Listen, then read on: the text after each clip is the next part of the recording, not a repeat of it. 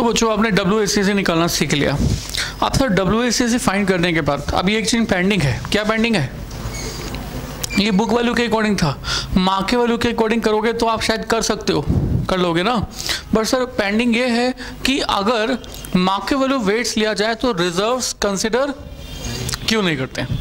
ये अभी पेंडिंग है, इसको मैंने अभी फिर से अभी भी पेंडिंग किया हुआ है। बट सर मैं अब पहुंच रहा हूं यहाँ पर, मैं पहुंच रहा हूँ बच्चों। फिलहाल हमारे क्वेश्चन के अंदर तो ये स्पेसिफिक कॉस्ट ऑफ कैपिटल हर एक सोर्स ऑफ फंड्स के लिए क्वेश्चन में ऑलरेडी गिवन था, राइट।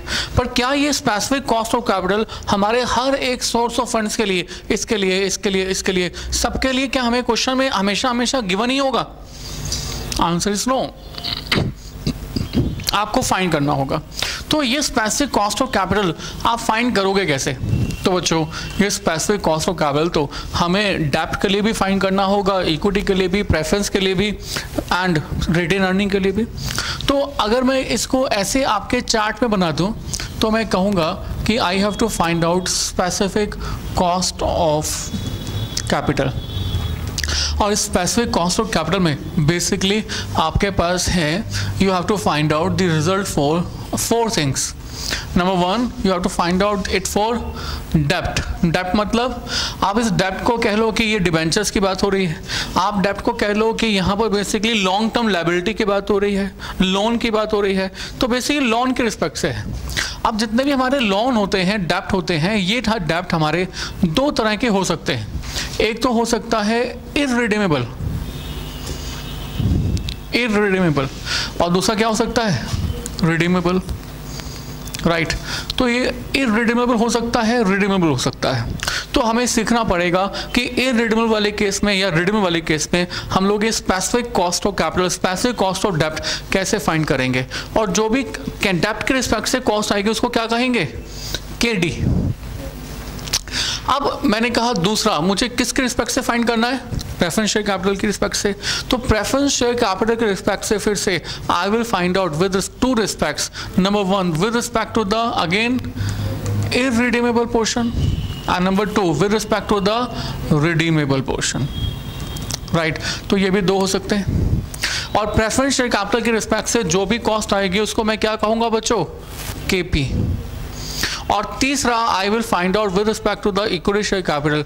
और इक्विटी शेयर कैपिटल के रिस्पेक्ट से भी we have 4 different alternatives to identify cost of the equity, right.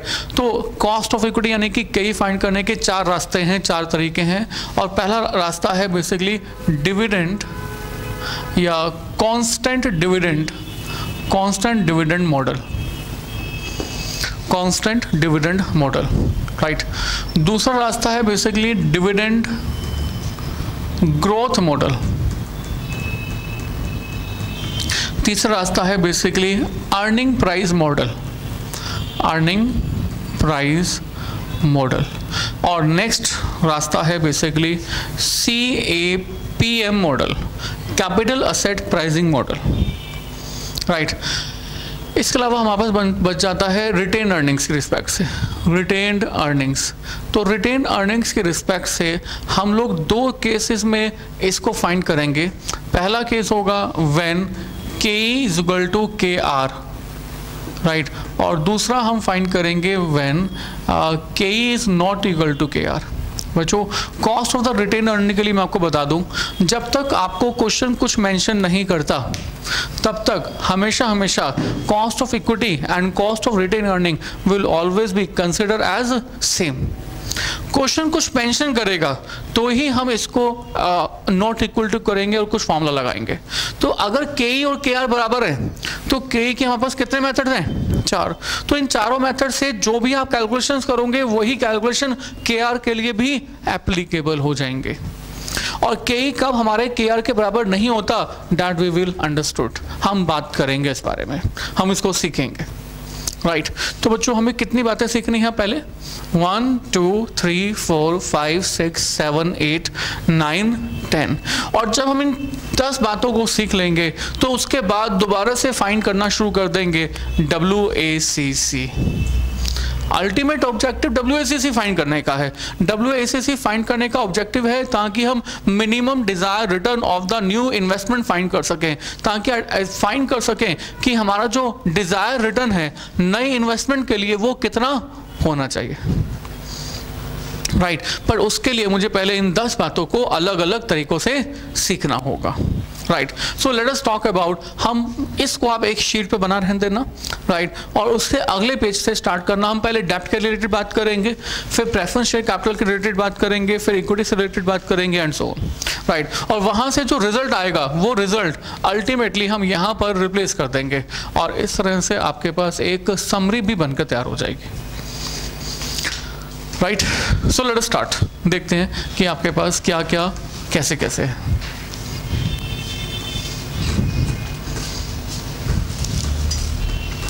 तो बच्चों सबसे पहले हम लोगों ने कहा we will start with the डेब्ट, और डेब्ट में भी हम सबसे पहले बात कर रहे हैं इररिडीमेबल डेब्ट के बारे में। इररिडीमेबल डेब्ट, अब से ये इररिडीमेबल डेब्ट क्या होता है? इररिडीमेबल मतलब, हाँ जी इररिडीमेबल मतलब नॉट टू रिडीम, और you can say not to repay, पैसा वापस नहीं मिलेगा।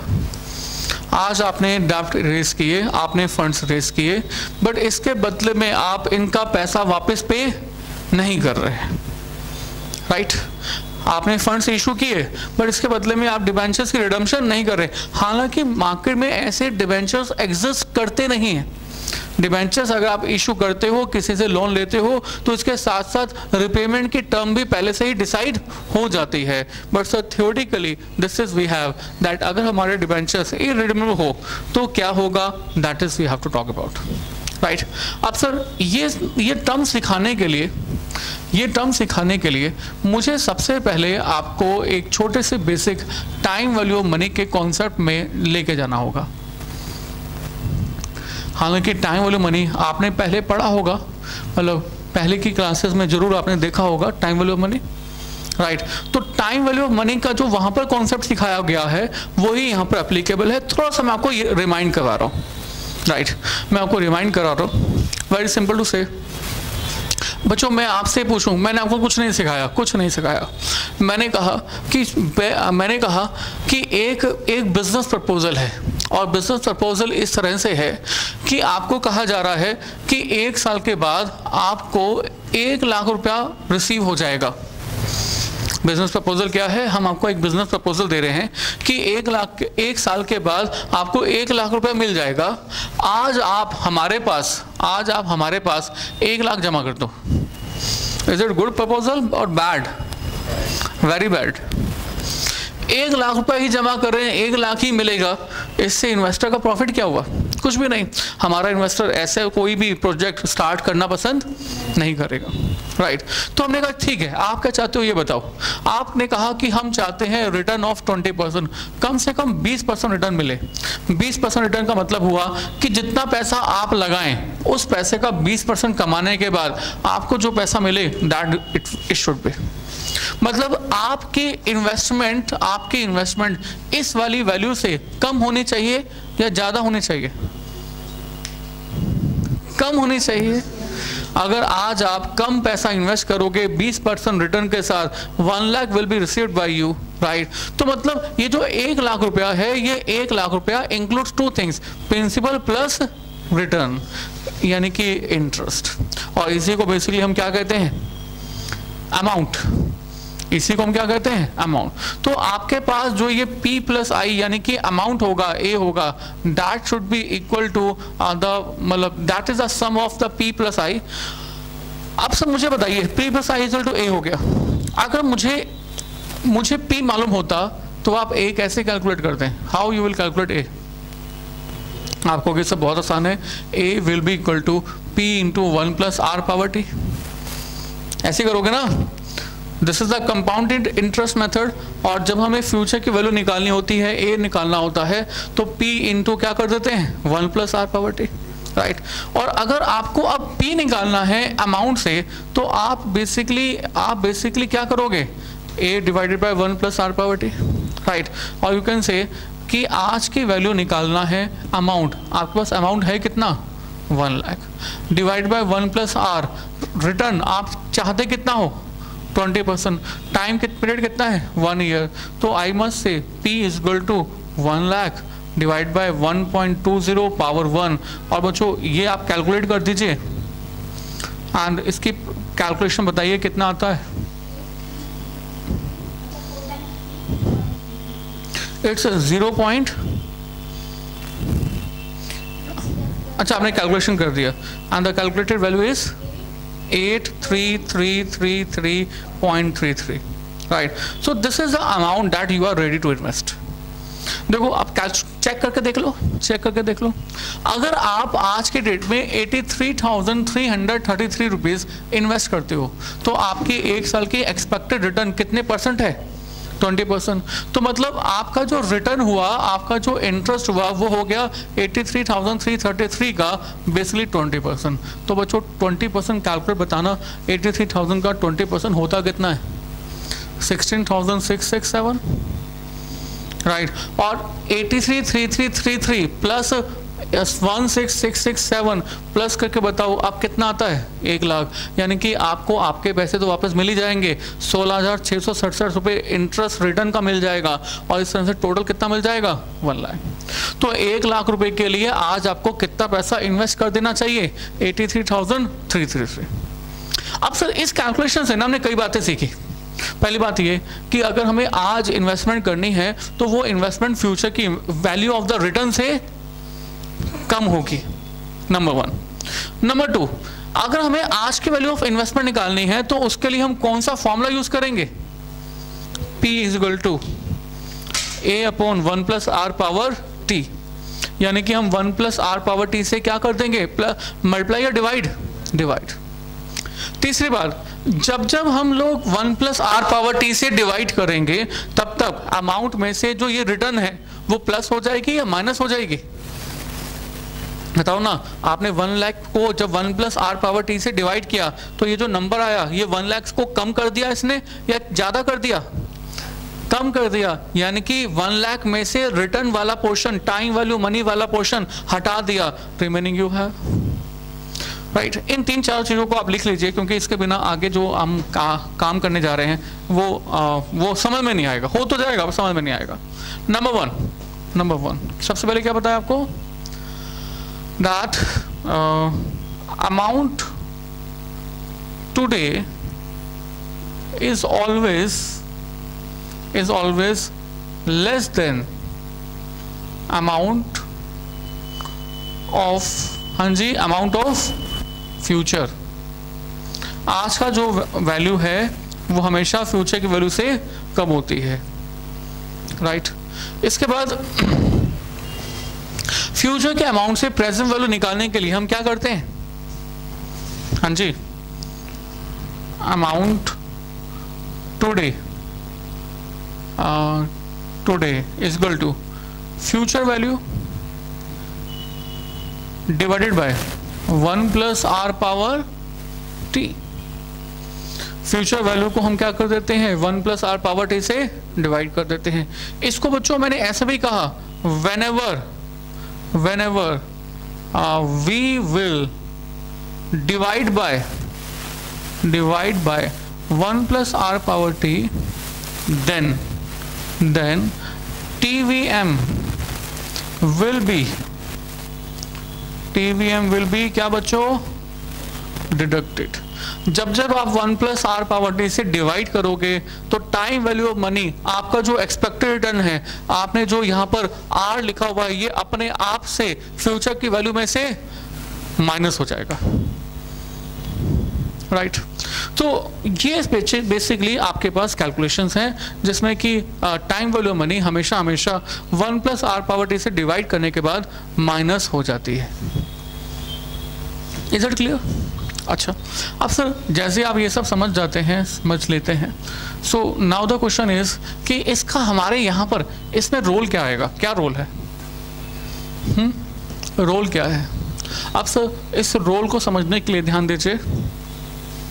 इस रोल को समझने के लिए मैंने आपको कहा कि देखो आपने न्यू डिबेंचर्स इशू किए, न्यू डिबेंचर्स, राइट, आपने न्यू डिबेंचर्स इशू किए, सपोज करो फेस वैल्यू, आपने फेस वैल्यू के डिबेंचर इशू किए 10 लाख के, राइट। तो 10 लाख रुपए का हमारी कंपनी के पास क्या हो गया, इनफ्लो या आउटफ्लो, बोलो, इनफ्लो। हमारी इधर कंपनी है, इधर इन्वेस्टर है, इसमें बहुत सारे इन्वेस्टर्स हैं। इन्वेस्टर्स के मैं एंगल से बात करूं तो इन्वेस्टर के एंगल से ये 10 लाख रुपए का आउटफ्लो है, और इस कंपनी के एंगल से बात करूं तो कंपनी का इनफ्लो है। आप जो ये केटी निकालते हो वो इस कंपनी के एंगल से निकालते हो, आप कंपनी के एंगल से फाइंड कर रहे हो कि हमारी कंपनी की कॉस्ट क्या है, राइट। कंपनी के कॉस्ट की बात कर रहे हो तो हमने कहा हमारी कंपनी जो अमाउंट यूज कर रही है वो कितने रुपीस का यूज कर रही है, 10 लाख रुपीस का। कितने का यूज कर रही है, बेसिकली 10 लाख का। तो कंपनी के पास 10 लाख रुपए आ गया। पर सर जैसे ही कंपनी के पास 10 लाख रुपए का अमाउंट आ जाता है तो सर सबसे पहले तो बताओ कि क्या जरूरी है कि कंपनी का अमाउंट फेस वैल्यू पर ही हमारी कंपनी इशू करे? कंपनी कैसे इशू कर सकती है डिबेंचर्स? डिस्काउंट पर। कंपनी कैसे इशू कर सकती है? प्रीमियम पर। अगर अब फेस वैल्यू पर ही इशू किया गया तब तो बिल्कुल मैं आपकी बात मान गया पहले वाली कि फेस वैल्यू पर इशू किया, हमारी कंपनी के पास भी 10 लाख का इनफ्लो आ गया। बट अगर इसके अगेंस्ट में मैं आपको ये कहूं कि कंपनी ने जो डिबेंचर इशू किए हैं वो डिस्काउंट पे किए हैं and the discount rate is assume to be 5%। Discount कितना है बच्चे? 5%। डिस्काउंट 5%, तो 5% ऑफ 10 लाख, तो 10 लाख का 5% कितना हुआ? 50,000। तो हमारी कंपनी के पास जो नेट प्रोसीड्स, अपने पास जो फंड्स आएंगे वो कितने आएंगे? तो अब हमारा जो इनफ्लो हो जाएगा वो 10 लाख नहीं होगा, वो कितना होगा? 9.5 लाख, राइट। तो कंपनी का इनफ्लो हो गया बेसिकली 9.5 लाख और इन इन्वेस्टर्स का जो आउटफ्लो हो गया वो कितना हो गया? 9.5 लाख। अब 9.5 लाख कंपनी के इनफ्लो होने के बाद हमारी कंपनी इसके अगेंस्ट में हर साल क्या पे करेगी? बोलो, इंटरेस्ट पे करेगी। और जो ये रेट ऑफ इंटरेस्ट है, ये रेट ऑफ इंटरेस्ट पहले से फिक्स होगा। मैंने कहा रेट ऑफ इंटरेस्ट पहले से 12% फिक्स है, राइट। अब सर आपके मन में एक सवाल आ सकता है कि सर जब ये 12% फिक्स है तो फिर आप ये कॉस्ट ऑफ कैपिटल दोबारा से कैलकुलेट कर क्यों रहे हो? 12% तो 12% है, तो 12% मतलब rate of cost of capital is 12%। पर सर ये 12% जो फिक्स्ड है ऑलरेडी, जो हमें पहले से डिसाइडेड है, that is always with respect to the face value. ये जो 12% है ये हमेशा किस रिस्पेक्ट से? This is always with respect to the face value. जबकि हम लोग जब भी कॉस्ट ऑफ कैपिटल निकालते हैं वो with respect to the face value compute नहीं करते। हम किसके रिस्पेक्ट से करते हैं? With respect to the funds raised. आप किस रिस्पेक्ट से करते हो? With respect to the funds raised. आपने जितना पैसा यूज किया है, और हमारी कंपनी ने 10 लाख रुपए की फेस वैल्यू के बराबर तो फंड्स यूज ही नहीं किया, कितना यूज किया है? तो इस रीजन से मैं इस 12% को अपनी कॉस्ट ऑफ कैपिटल नहीं कह रहा। समझ में आया? कंपनी के एंगल से बात करूं तो 12% कॉस्ट ऑफ कैपिटल है ही नहीं, क्योंकि 12% हमेशा पे करना है 10 लाख के रिस्पेक्ट से, जबकि कंपनी का यूसेज ऑफ फंड्स कितना है? 9.5 लाख। आई कांट से कि ये 10-12% जो है ये मेरी कॉस्ट ऑफ कैपिटल होगी, नो। समझ आया पहली बात। अच्छा, क्या जरूरी है डिस्काउंट पर ही हमारी कंपनी इशू करे? प्रीमियम पे भी हो सकता है। तो अगर प्रीमियम पे भी हो सकता है तो मान लो 20% प्रीमियम, तो 10 लाख की फेस वैल्यू और 20% प्रीमियम, तो हमारी कंपनी को जो पैसा मिलेगा, इनफ्लो जो होगा वो कितने का हो जाएगा? 12 लाख का। 12 लाख का कंपनी का इनफ्लो हो जाएगा, तो अब हमारी कंपनी हर साल जो इंटरेस्ट पे करेगी वो इस 12 लाख की रिस्पेक्ट से पे करेगी। बट सर जो रेट इंटरेस्ट फिक्स है वो फिर से फिक्स किस रेट्स की रिस्पेक्ट से है? फिर से हम इस 12% को अपना कॉस्ट ऑफ कैपिटल कंसिडर नहीं कर सकते। इसके अलावा और सुनो बच्चों, अगर ये 12% का रेट ऑफ इंटरेस्ट 10 लाख के रिस्पेक्ट से फिक्स है तो नो डाउट 12% ऑफ 10 लाख हमारी कंपनी को हर साल 1.2 लाख रुपीस का इंटरेस्ट पे करना पड़ेगा, चाहे उसने डिस्काउंट पे इशू किया हो, चाहे उसने प्रीमियम पे इशू किया हो।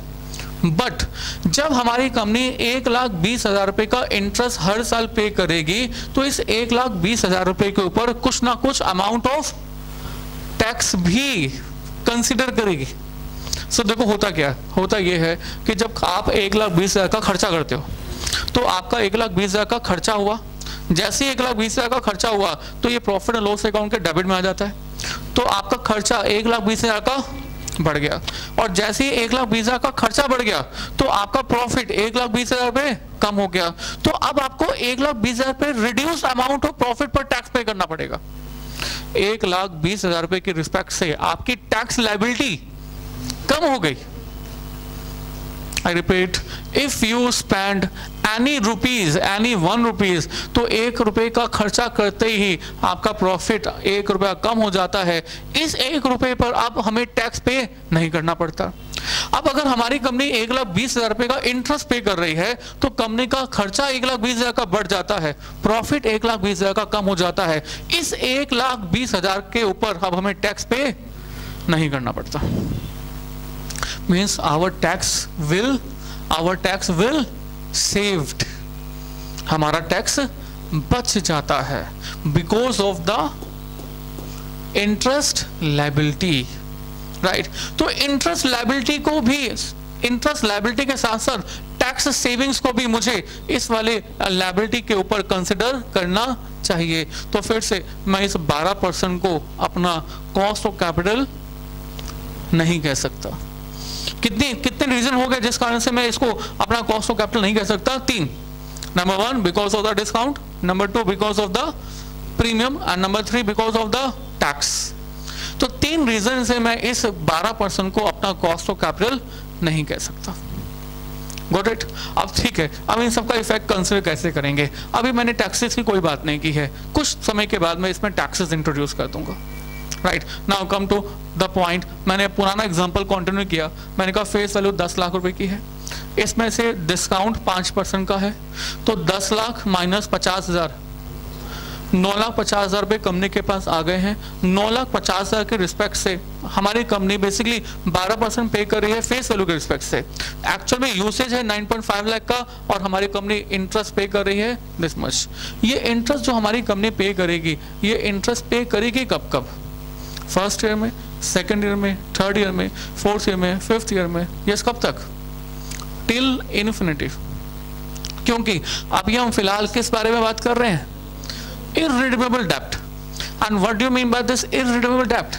Not to redeem, not to वापस पे करना ही नहीं है। तो ये कब तक पे किया जाएगा? इन्फिनिटी। राइट, अब आप बच्चों सब कुछ भूल जाओ, सब कुछ भूल जाओ, सब कुछ भूल जाओ, मतलब सारे नाम भूल जाओ कि डिबेंचर है, ये भूल जाओ कि फेस वैल्यू है, डिस्काउंट है, प्रीमियम है, इंटरेस्ट है, सब कुछ माइंड से निकाल दो। आप एक कंपनी के नॉर्मल पॉइंट ऑफ व्यू सोचो, सारी टर्म्स अपनी जगह पर, वेरी सिंपल। कंपनी के पास पैसे आ कितने रहे हैं? 9.5 लाख। कंपनी के पास से पैसे जा कितने रहे हैं? 1.2 लाख एवरी ईयर। राइट, और बड़ा एक सिंपल सा रूल है, अगर कोई भी पर्सन किसी भी जगह पर इन्वेस्टमेंट करता है तो उस इन्वेस्टमेंट के बदले में उसको इसके बदले में क्या वापस मिलता है? एक तो खुद उसका प्रिंसिपल, एंड नंबर 2 रिटर्न। 2 चीजें मिलती हैं, एक तो उसका खुद प्रिंसिपल और दूसरा रिटर्न। तो यहां पर मैं कंपनी के पॉइंट ऑफ से कहूं तो कंपनी के पास 9.5 लाख रुपए जैसे ही आ गए तो ये तो हमारी कंपनी का कैश इनफ्लो हुआ। तो कंपनी इसके बदले में हमारे इन्वेस्टर को जो पे कर रही है वो पे बेसिकली कर क्या रही है? Interest, interest, interest, interest, interest, interest and nothing else. पर मैंने कहा इस इंटरेस्ट के टर्म को भूल जाओ, ये हमारी कंपनी के लिए सिर्फ कैश क्या है? आउटफ्लो। कंपनी के पास कैश इनफ्लो आया 9.5 लाख, कंपनी के पास से कैश आउटफ्लो चला गया हर साल कितना कितना? 1.2 लाख एवरी ईयर। जो पैसा कंपनी हमारे इन्वेस्टर को वापस पे कर रही है वो सिर्फ 2 रीजन से है। नंबर 1, जो हमारे इन्वेस्टर ने हमारे पास पैसा लगाया हुआ है that should B repay, and number 2 return on this investment should be repay. Right, got it? अभी छोटा सा एग्जांपल लिया था मैं, जब यहाँ पर 1 साल की बात कर रहा था तो 1 साल के लिए मैंने कहा कि बताओ कितना पैसा इन्वेस्ट करने के लिए रेडी हो अगर 1 साल के बाद आपको 1 लाख रुपया रिसीव हो जाए तो आपने कहा ये जो पैसा आपको रिसीव होगा that consist of 2 things, principal plus interest. आपने इसमें से 1 साल का रिटर्न माइनस कर दिया था, प्रिंसिपल आ गया था।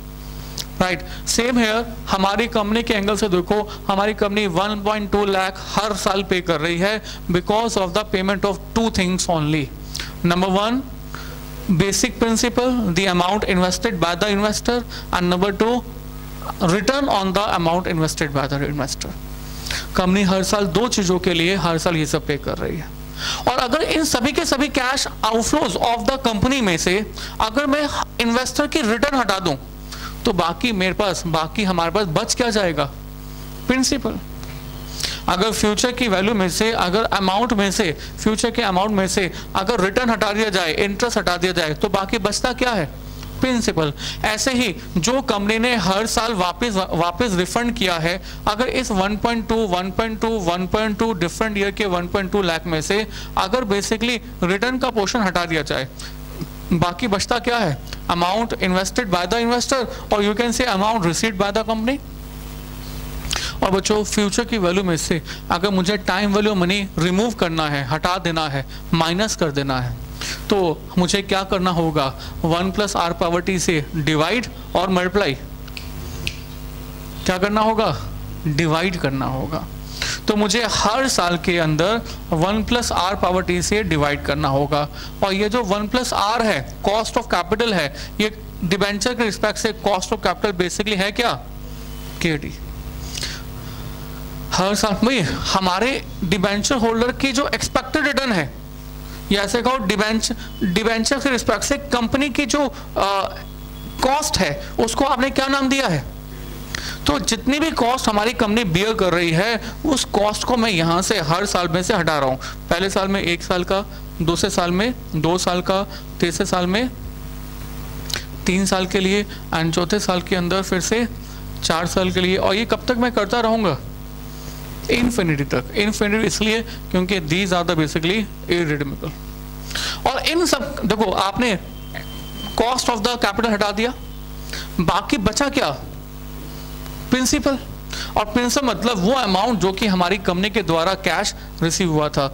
मैं इसको कह दूं नेट कैश रिसीव्ड, जो भी हमारी कंपनी को कैश रिसीव हुआ है, right? Net cash received. So this relationship you must have to understand the new formula. Is it clear?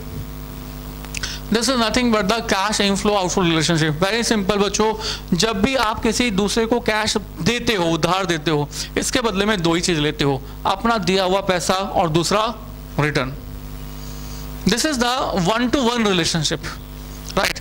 Company ने भी ऐसा किया, कंपनी ने पैसा उधार लिया, इसके बदले में जो पैसा वापस पे किया, that consist of 2 things, his on principal amount and the return. अगर रिटर्न हटा दूं, रिटर्न हटाने के लिए 1 + r⁻t से डिवाइड करते हैं, तो सभी के सभी कैश आउटफ्लो में से अगर रिटर्न हटा दिया जाए तो आपके पास क्या बन जाएगा? Net cash receiveds. Is it clear? पक्का? ठीक है। और अगर जैसे ही आपके पास ये नेट कैश रिसीव है, पर मन में क्वेश्चन आ रहा है, यार इतना बड़ा नंबर सॉल्व होगा कैसे? ये जो बच्चों राइट हैंड साइड है, इस राइट हैंड साइड में मैंने इसको कहा बेसिकली फर्स्ट टर्म, इसको मैंने कहा बेसिकली सेकंड टर्म, ये हो गया, मैंने कहा this is suppose to be third term, this is set to be suppose to be fourth term. ये जो राइट हैंड साइड है ना, इस राइट हैंड साइड को मैं जीपी सीरीज कह सकता हूं। आई रिपीट, क्या कह सकता हूं? GP series, geometrical progression. Geometric progression का मतलब हुआ कि ये जो नंबर्स है ना, ये मल्टीपल की फॉर्मेट में है। 2, 4, 8, 16, 32, लाइक 3, 9, 27, 81। तो हर नंबर क्या हो रहा है? 3 से मल्टीप्लाई। या ऐसे कहो कि जब 2 नंबर को कॉन्जिक्यूटिव नंबर को डिवाइड कर दोगे तो जो कॉमन रेशियो आएगा that will be same.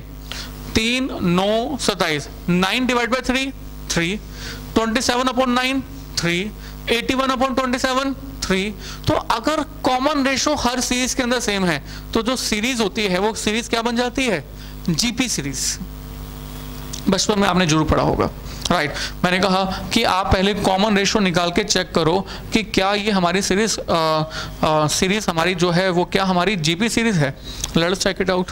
Common ratio, and the common ratio is equal to T2/T1, second term upon first term, या third term upon second term, सब कुछ करेंगे।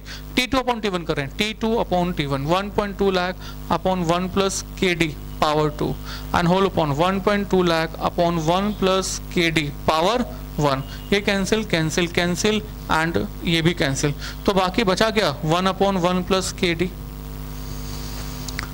This is a common ratio between second term and first term, right? And the common ratio between third term and first term. Common ratio क्या कैसे निकाल रहे हैं हम? Third term upon second term, and the third term is basically 1.2 lakh upon 1 plus K D power 3 and whole upon second term क्या है 1.2 lakh upon 1